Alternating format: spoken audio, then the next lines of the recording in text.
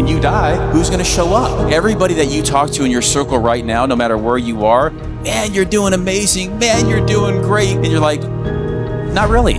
I had no money, but I did have this sponge where I was like, okay, who can I get around? And when you start getting around people who have more money, you realize pretty quick you need to pivot. I think it's proximity to people who are making money, who are thinking bigger, that we all should focus on in 2026. I would rather own 1% of something that's enormous and great than 100% of something that's crap. The boss. It's overrated. Guys, if there's one shortcut, it's not the strategy. It's getting around winners. Is there any shortage of money on planet Earth? Definitely not. You just have to be well equipped to go and grab the money.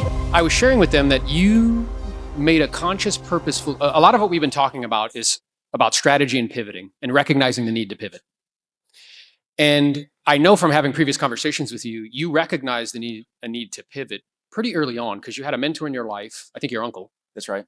And he was doing well, right? He was doing great. I mean, he was making $1 million a year. He was a builder in Scottsdale, Arizona. I've never seen $1 million in my life. You know, my real dad, he was a hard worker, but he didn't make any money. When do you know you need to pivot? And when you start getting around people who have more money, you realize pretty quick you need to pivot. I had no money. I think it's proximity to people who are making money, who are thinking bigger, that we all should focus on in 2026. Because really, look, I'm here today. Number one, I'm a huge fan of Aaron. Let's give it up for Aaron. You know, just to put on these events, you know, with Grant and the team, we put on these events every other month.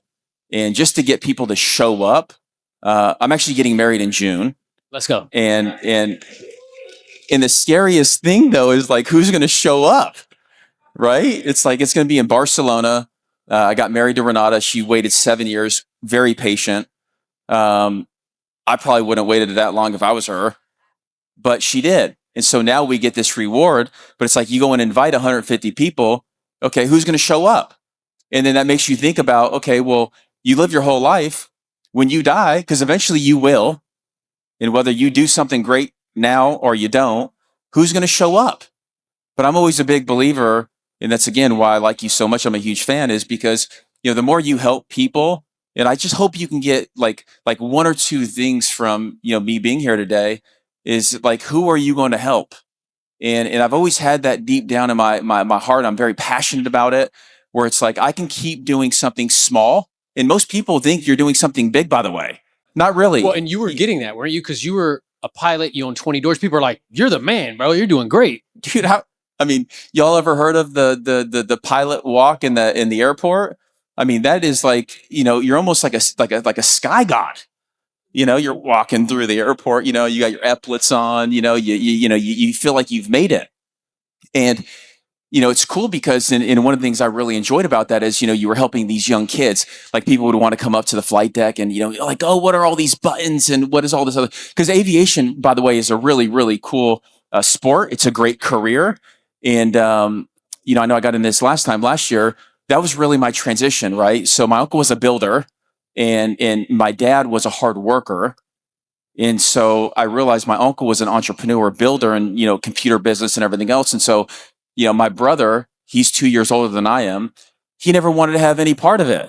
He's like, oh, that ain't my dad. You know, that's, you know, y'all ever have that where it's like your stepdad or some new man comes into the building. You're not my dad. You can't tell me anything. I was completely opposite. I was like, you may not be my dad, but if you care about me and you want to actually put value into who I am, I'm going to listen. And that's just who I've always been. And he taught me how to, you know, the timing of building. He taught me how to, you know, this is like, we were building computers for these businesses before you could actually go and buy a MacBook or go and buy it. But I wanted to learn about the motherboard and the video card and all the other stuff. And he started paying me good money, you know, 10, 15, 20 bucks an hour when you're 14 years old. You know, I can go buy a new pair of shoes, right? I don't have to rely on anybody else. So that's really always been my life philosophy is if you come from nothing, you could either make the excuse or you could take responsibility. And I've always just taken responsibility to continue to level up. And that was, you actually, I know, were instrumental in getting him to agree to open it up to other individuals because he already owned 4,000 doors by himself. And he was happy. And he was like, I don't have to do anything. What was that conversation like? Well, look, I think I think in life you solve for yourself. Meaning, you know, when he was telling you that story about I had 25 apartment units, right, or 21 doors. When you have 21 apartments, you realize that it's a job, right? You know, you got people calling you. I had Donald, or what was his name, Daryl, and I had Donna, and I had all these people. I knew all by name, and they knew my phone number, and I always gave them my cell number. But you're going and collecting rent checks. You're going and fixing this. You're going and fixing that. I realized that I had a problem. I was going and flying for United Express. I was flying all over the U.S., Canada, Mexico, and people were calling me on my overnights, and you know, it was not the ideal scene. And so I realized that I can continue to do it by myself, or I can join a team that's already got something going on. And so I actually found Grant on YouTube. It was, hey, I'm buying an airplane. He didn't buy it yet. It was like 3 weeks out, but I also have 4,000 apartments. I actually found him on Bigger Pockets too. He's like, anybody who wants to join my team, call my office. And so what did I do? I called his office, and nobody else called his office. Why am I the only guy that called the office? Because I saw something in Grant, but I also saw something in me where I was like, if I could add value in two ways, right? Because I think this whole thing is, how do you add value to somebody you want to be like, or something you want to achieve? Because if you can get in proximity with somebody, how do you add value? It's not just about, oh, yeah, I'm adding value to me. It's adding value to them too. So what is his problems? So I knew he needed a pilot, somebody that was awesome and great and could fly the airplane, but also wanted to give service, which I always did great. I was the pilot. I was the mechanic. I was the flight attendant. I was the carpet cleaner. I flushed the, you know, we flushed out the toilets, you know, on the overnights. Like I was everything. I'm not above or below. I'm just equal to everybody in this room. But that's my always philosophy, right? It's like, I'm willing to do whatever it is, make sure the airplane's clean, make sure. And so what happened is we started traveling around the world, and he realized how much I like real estate. And we would go and shop 3,000 apartment units in Houston. And he's like, man, you really like this, don't you? And I was like, yes, I do, but I want to invest with you. I want to invest with you, Grant. And he's like, well, what do you mean? I was like, we were actually in Chicago having lunch. And he's like, well, show me your deals. He's like, shit. And I was like, I could be the analytical Ryan in introvert, or I can be the excited Ryan and say, you're right. Yes. That's why I'm actually asking you about these, Grant. What should I do with them? And that's what I did. I stayed positive. I was like, man, you know, instead of like somebody's like, oh man, I work my ass off for those, and you know, those are great real estate deals. I knew they were garbage deals. I'm like, Grant, I got 500 grand in equity right now. What would you do? And he's like, well, I would sell them. I was like, I'm going to pay 100 grand in tax. Pay it. What am I going to do with the 400? You know what he said to me? Invest with me, Ryan. I said, thank you, God. So it's how you frame things. And so I went back to, we got back to Miami. I called Eddie, the real estate agent, and I said, sell them all. He's like, are you sure? I'm like, yeah, sell them all. He ended up selling them all in like 6 weeks to some local guy. Packaged them all together, sold them all, ended up with 400 grand, paid the tax. I invested in 826 units in Nashville, Tennessee that he bought for like 140 a door. It had a whole team, regional managers, property managers, the whole gamut. And so I went from owning 21 doors, 100%, to owning like 3% of 826 units. And then that's when Cardone Capital came into play, because all of our employees wanted to invest with us. We were traveling around the world, and a lot of business owners and high net worth individuals wanted to invest with us. So we launched our first fund, oversubscribed it in 7 days, and now we're on fund 29. I don't know if you guys caught that mental map. I would rather own 1% of something that's enormous and great than 100% of something that's crap. What Ryan recognizes, he's reclaiming time. As I'm hearing you, like, you possess these two things at the same time. One is like a fierce independence. Like, don't tell me what to do. Like, let's go. For sure. Second, you recognize the value of being on a team. So talk about like your ability to reconcile those two and how that's allowed you to, like, now you're the vice president of Cardone Capital, right? But it requires those two, fiercely independence with understanding that being on a team and being in proximity is actually going to help you to accomplish your goals. Yeah, well, look, I think that this whole marketing piece of, you know, the boss, it's overrated. And wait, I'm sorry, say that again. So the marketing has been, Yeah, I think there's a lot of mixed marketing in the world today. So I want to just clean up some of the stuff on what I believe. I think that a lot of people think that being the boss is the most important thing, when in reality, having a boss or a leader, somebody that's going to put you in a position like on the field, like when you go and you're like, oh, I want to be a ball player. You don't want to study baseball or be the analyst of baseball. You want to be on the field, right? And so I always think of this like this: whoever puts me on the field today is where I want to be. And I just realized really early on that if I can get around Grant Cardone, I'm going to be playing a much bigger game, and I'm actually going to be on the field today rather than trying to be my own boss. And, oh, I want to go and start my own deal. I don't want that. I actually think life is more fun with people and team members and people who push me and I push them and we all push each other. I've got a team of 30 people right now at Cardone Capital. I assure you, I couldn't have done that by myself. And so when you start lining up the team, like I hired a COO that managed 18,000 apartments. Okay, well, that's asset management. I don't want to do asset management. I want to do deals and raise money. Specifically answering your question, you have to realize, okay, I'm an entrepreneur working for one of the greatest entrepreneurs in the world. Now, there's one thing you have to identify. There are people like Grant who want other entrepreneurs around them.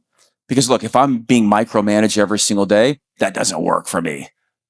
I want to go out there. I want to go and knock on doors and call people and talk to people. And Grant's okay with that. Now, Grant also is unique because some people you go in, they're like, oh, well, no, you can't do this because I'm the boss. Oh, you can't do it. Well, you'll never build a big business that way. You guys understand that, right? So Grant has identified, I need people around me, strong people around me to go and build a big business because Grant's 68, I'm 41, and Sabrina, his daughter, is 16. You got to start laying these tracks and stop thinking about 2 weeks or 2 months or 2 years. You got to start thinking about generations. I look at a bunch of resumes today and they're like, oh, I've been there for 9 months. Okay, great. Next. Okay, I've been there for a year. Next. I've been there for 30 days. Next. What are they going to do to me? They're going to be there for 30 days or 60 days or 6 months and they're going to bail. So I always look at, who do you want to be? What do you want to grow into? And just find somebody who's already doing it. Guys, if there's one shortcut, it's not the strategy. You got to change this right here inside of you saying, I'm willing, I'm open to learn from other people. My brother, I told you the story, right? He was unwilling to learn from my uncle who was a millionaire. I could shake him some days and say, why would you not listen to somebody that's doing better than you? He was listening to the people who were doing worse than him, and he got into trouble. I was listening to people who were doing better than me. So that way, one day when I was 31 years old, I became a millionaire.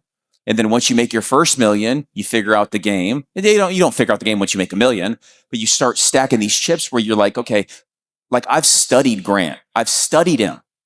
Most people who come into the organization, they're like, how do I make money? No. I told Grant this before. I would have come to work for Grant, flown for him, done real estate for free. Yeah, which, by the way, is what you're doing being in this room, is getting around winners, getting around people that are thinking bigger, getting around people that are doing more, right? Now, you're at a place now where you're actually in rooms with like the Goldman Sachses. You're in rooms with big money, Wall Street. So I'm curious, you went from learning, because I know you're a consummate student and constantly absorbing and learning from everybody around you, including Grant, learning from your millionaire uncle, builder, learning from Grant.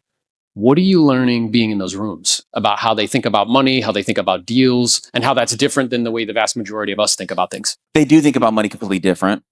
In the people that I have conversations with now today, they run huge organizations, right? Like they're the biggest builders in the US.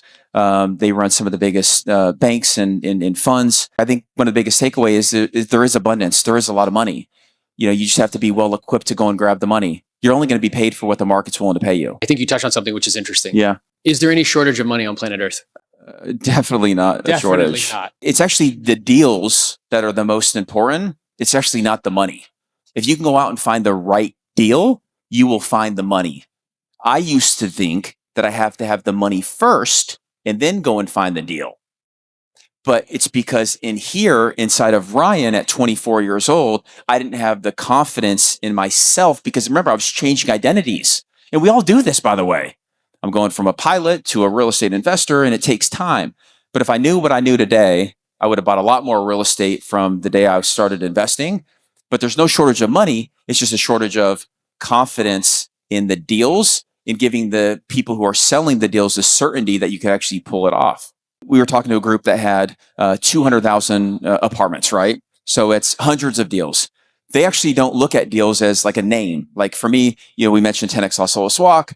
We own 10X Riverwalk. We own 10X Fort Lauderdale. I know all the names. I know all the units. I know everything. When you get to that big of a scale, they actually are like, oh, well, I know it based on the number on the spreadsheet. Is it 241? Is it, 89? Is it like, oh, is this like they're scaling so much that the conversation changes. And so now you have to change with that. Hey, instead of saying, hey, what's this deal for sale? Oh, no, it's number 89. Would you sell number 89? I actually think there's a huge opportunity right now to buy really great deals.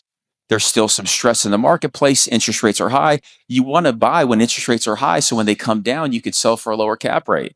You want to buy now. The insurance has finally started to come down. You can buy it, get lower insurance. Like the NOI, the net operating income of any of these deals will determine the price that you're selling it for. It's not your neighbor. You buy a house for 200, he sold his for 189, now yours is worth 189. No. This is a business. You buy that building, it's got $5 million of NOI. Now it's got 6, now it's got 7, now it's got 8. Well, what's the cap rate? Now that's the value that somebody's willing to pay for your building, which is appreciation. Not in the traditional sense that we were all taught, but in the financial space that y'all need to get spooled up on, because this is a bigger game and there's room for every one of us in this room. When you get into the bigger game, it actually becomes easier. I hate to say the word easy, but there's no emotion to it. So when you buy bigger deals, here's the NOI, here's the cap rate. Do you want to sell? Yes or no? You guys have recently started to do something that is very innovative, right? And we're the first to do it. So talk a little bit about that. Yeah, so Grant, he does speaking events, and one of the guys reached out to him 13 years ago and said, "Hey, I'll pay you in Bitcoin."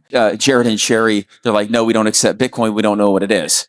And Grant was like, "If they offered me chickens or sheep or spices, I would probably take it. Right? I'm going to be in Vegas anyway. Let's go and do something. Let's get in front of people." Grant actually ended up taking 50 or 100 pieces of Bitcoin for the speaking engagement. At the time, it was probably $1,000 or $1,500. It wasn't worth anything. Needless to say, it's one of the highest paid speaking events he's ever done. But he took it and it made him curious. He's like, okay, well, if people are getting on this blockchain and this digital currency, by the way, we've already had digital currency, but if you have this asset that people want, I want to start learning about it. And so we were pitched numerous different things. We were pitched, tokenization 5 years ago. It wasn't ready. It's probably now ready. And actually we're excited about that. There was people can take their Bitcoin invested in real estate, not really a workable function because people that buy Bitcoin, they like to do what? They like to keep it. They're believers that over the long period of time, it's gonna appreciate. And so Grant came to the team like a year and a half ago, and he says, "This is what I'm thinking, and let's figure out what we can do." And we went and met Michael Saylor, and had a great meeting. And initially he's like, "Hey, this is too little of Bitcoin. You should add more Bitcoin." But we're like, let's just test it with the market. We did our first deal. It was $85 million or $88 million. We bought this building in the Space Coast for $70 million. Closing cost was like 73, and we added $15 million of Bitcoin to the balance sheet. Y'all tracking me so far? So you bought a piece of real estate all cash for 73 million. Then we raised an additional 15 million for Bitcoin. All that flows into the LLC that owns the real estate and the Bitcoin. So what we did is we said, we'll take two great assets, mix them, so that way we can perform outsized returns for the investors if Bitcoin goes up. And what we found is that, number one, people want to invest in Bitcoin, but they're afraid of what? Risk. It goes to zero, right? And maybe it does go to zero, but maybe it goes to 1 million. So you don't know. But if you use the real estate as a hedge, and this is what we thought of, we're like, the real estate's actually already like $70 million, it's $230 a door. To build it today was $285. And that's actually how we came up with that split. To build it today was $285, so it's worth $85 million. Let's just raise the difference. So that way, worst case scenario, Bitcoin goes to 50 or it stays the same or whatever, the real estate acts as the hedge. Now you have the Bitcoin that if it goes to zero, okay, you don't lose your money. You still have the real estate to back you up. But if it goes to 200,000, 300,000, 500,000, a million, you actually now, in theory, get your Bitcoin for free. In addition to that, instead of sending out cash flow distributions to the investors, we're doing daily cost average. So we take the cash flow distributions, which is like 3.8 million per year, reinvesting into Bitcoin to create a growth vehicle.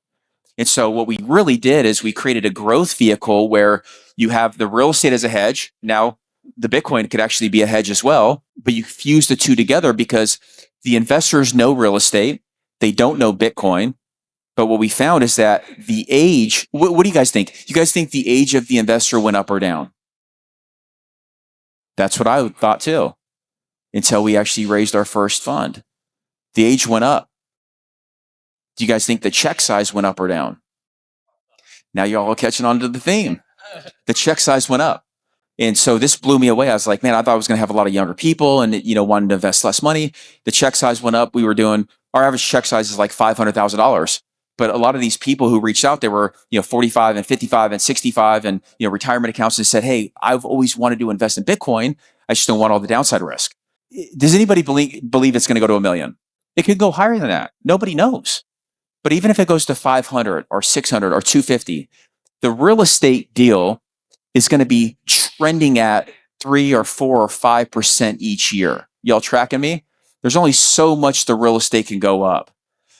But when you mix it with Bitcoin, this project in theory could be worth $1 billion. We paid 235 plus the Bitcoin 335. It could be worth $1 billion. With real estate by itself, do you guys think it could be worth $1 billion?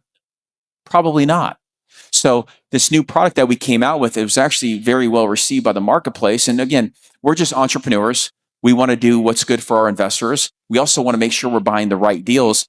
That deal right there took us 6 months, but we've been tracking it for the last 2.5 years. 6 months that deal took us. And that's Grant and I on Saturdays and Sundays working with the other groups and the other parties just to get it done. We went hard, $20 million in 3 days on that deal. $20 million. Called Grant. Grant sending $20 million right now to the trustee of the bank. Just say approved. Approved. Boom. 20 million. We're now the stalking horse in that deal. We had to run the process. We ended up buying it. We had to close in 10 days. That's the power of being on a team, because I would never be able to do that deal by myself. I think the thing that I've recognized is, I remember being in a meeting and he spoke earlier, Leo Perea, and I was in a mastermind and I was like, hey, I don't think you guys recognize, I have a partner, an operational partner who runs this whole brokerage thing. I'm like, Leo, can you stand up? Raise your hand. Da-da-da. Okay, cool. Thanks. You sit back down now. The same is true here. You're my operational partner. Grant's my operational partner, right? I get to participate in these opportunities, get my time back, but you have a world-class team that's behind you. And you'll probably end up making more money with us than by yourself. 100%. Yeah. And what I know to be true as well, because, I think Grant gets a lot of, and just so you know, I get compensated zero by giving some sort of testimony. Well, you get monthly cash flow. That's I do what get you monthly get. cash flow. Thank you. And, so I am compensating you, it's just not in that way. If my daughter's in the room, what's funny? I'll be like, hey, today's the 15th. You know what day it is? She's like, it's distribution day, Daddy. I'm like, yep, it's distribution day. Which is the best form of marketing in the world, by the way. Yeah. When you send somebody money versus sending somebody a bill. Yeah, we're homies. He picks up the phone when I call. Yeah. Hey, man, I need to borrow your car. Right. Here you go. So I tell people, like, it's similar where with what we do with EXP with RevShare. Like I've told folks, like, hey, if I help you to make earned income, you'll be appreciative. If I help you to make $5,000 in residual, you have a little picture of my house, and when you walk by, you'll be like, I'm like, go like that every time I walk by, right? Totally. And that's true. Yes. And I remember being on a call and Grant said that. He's like, yo, when I do an exit or when I sell this thing, you guys have a picture of me in the house. And I'm like, yep, I'll have a picture of you in the house for sure. And I told him I was invited to his home, and to his face, I'm like, look, man, I'm aware, and you played a part in this. I'm aware you didn't have to open this up to anybody. And I think the thing that Grant really, I don't know, you see him online and he's a marketer and he's loud. and you can have an opinion about Very it. loud. Very loud. Yeah. At the same time, he's really trying to democratize access to this stuff because you realize, like, I don't know, 30 years ago, you couldn't invest in anything like this, period, because they weren't allowed to market to you. And it wasn't until about 10 years ago, Obama changed the law where they could market it to accredited investors. And now, because of that, and what I shared with Grant, I'm like, look, because you open it up and because Ryan pushed you to open it up, I'm able to invest in these opportunities. And now the cash flow that I receive from you guys covers housing, transportation, food, and insurance. He didn't have to do that. He could have just, most rich people, do you know what they do? They close the curtain and they're like, peace. And they never talk to you. And they don't give you access and they don't put you on game. Yeah? Ryan's whole testimony is he's had multiple mentors in his life that have put him on game. And he's totally perfectly okay. I remember one of the first events we ever did, it was a smaller one, the Freedom Builders Mastermind. And you said something and it struck me. You were like, hey, dude, I think at the end of this, Grant's going to be a billionaire. You saw that. You saw that vision. You're like, no doubt, he's going to be a billionaire. And if at the end I'm worth 100 million, I'm okay with that. Why do you think so many people aren't okay with that? Ego. I just don't think people are, they overthink. So I think a lot of us we're just thinking too much. We're actually not leading with, what do I really want to do? Like nobody even knows what they're good at. We were all born with this gift. And I know my gift is relationships and building something really, really big that I'm excited about. And I've always been an entrepreneur. A lot of people see Grant on social media or whatever they see him on, and he's just trying to get people's attention. But when you really get to the core and the foundation of people, what I've realized, and again, I've been with Grant for 11 years, traveled the world with him. Grant, actually, when I was his pilot, he wanted me to stay at the house when we would go to anywhere, whether it was California or Europe or whatever. Like, we all stayed together. And so my first thing when I joined Grant's team is I was like, okay, well, what's not right here? And I couldn't find anything. He has a great family. He's actually very conservative the way he looks at real estate. Like, I'll go and underwrite a deal and he's like, yep, chop it back. I'm like, okay, let's chop it back. Let's go buy it. And if we're happy chopping it back and buying it, well, we're going to be happy in year 1, year 2, year 3, year 4, year 5, year 10. And so, you can't just always look at what's somebody doing on social media, but how do they act and operate behind closed doors? And that's what really gave me the confidence where, oh no, we're going to build something really big here, because our first priority is the investors. Our first priority is the investors. If we make the investors happy, we can go and buy deals. We can go and buy a lot of deals. And if we make this thing big enough, well, we win at the end, but the investors win first. But it's the marketing, though, Aaron, that really holds people back. Because if you're getting blasted every single day on social media, you've got to be the boss, quit your job, don't add any value, you're the man, you're the woman. Okay, that gets to you, right? They're like, oh, go and find your passion and go and do all this other stuff. You should find your passion, but you should also figure out what you're curious about learning about so you could add massive value to the marketplace and you could be rewarded because you have taken the time, energy, and effort. Look, I don't think it's like paying your way through it. No. You should actually be having fun through the process. My journey has been so unique and original, but not really that complicated. I saw the Caterpillar G450 pull up on the ramp. Okay. You know how inspiring that is? Like, if you have somebody that's 17 years old, I know most of us in here are older than that, but like get them around the money. Because when I saw that, I was like, I want to be that. You know what I asked them? Hey, where are you guys coming from? What are y'all working on? Man, what do y'all recommend for me to do? And I saw the pilot walk out. And then I was like, oh, he's a pilot. I just got my private pilot license. You know what the pilot said? You want to check out the airplane? Holy shit. 17 years old, I'm on a G450. It was a $20 million airplane. I didn't want to say anything to him, but I was like excited. All those relationships that I built to get that time put me in that spot. Same thing with Grant. He's going to put me in all these positions and relationships to where I can take Cardone Capital when he's 95 and I can bring it from 50,000 apartments to 500,000 apartments, because that's how I think. He's taught me 10X. Well, you got a 10X. It's not about owning everything. It's about control. You don't want to own, you want to control. You don't need to own your own house. You want to control somebody else's house and pay cheaper rent than you are for your mortgage. That's what I do. I do too. Right. And here's what I can tell you. Yeah, that's right. Wrap it up. And here's what I can tell you about these operators from my own direct experience. I have never missed a distribution in 7 years of investing with them. The only time that they held it back was in 2020. Grant held it back for 2 months, put it in a separate account because he wasn't sure what was going to happen. Once he realized like, oh, people are still going to pay their rent, he distributed. It's on time every time. I'm super appreciative of you and the work that you do. Yeah, let me just, you want to end? Yeah. You want to? Yeah. So let me just say one thing. In our marketplace right now, all the rules are changing. All of us in this room are becoming smarter, more educated. The biggest thing we all want, can you guys guess it? It's access. We all want access. When's the last time you got a call and said, do you want to invest in XAI? If anybody raises their hand, please let me get in on that round. I'll do it. You haven't. I don't get that call.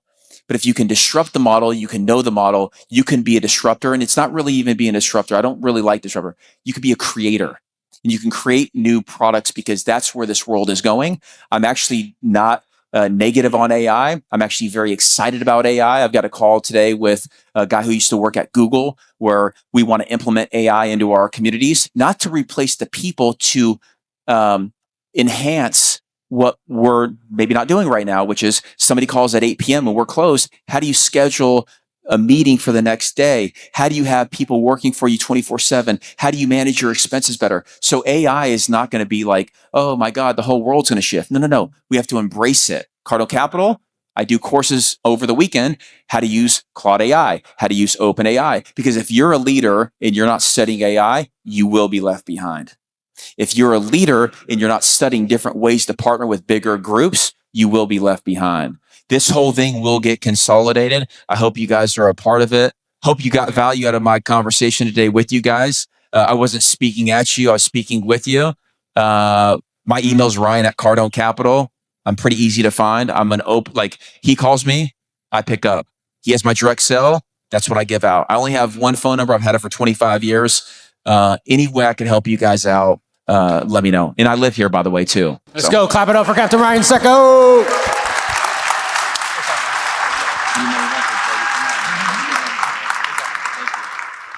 Artificial intelligence is moving faster than any technology shift we've ever seen. But the real question isn't whether AI is powerful. The real question is whether we're using it the right way. There is a great divide between those that are having conversations with AI.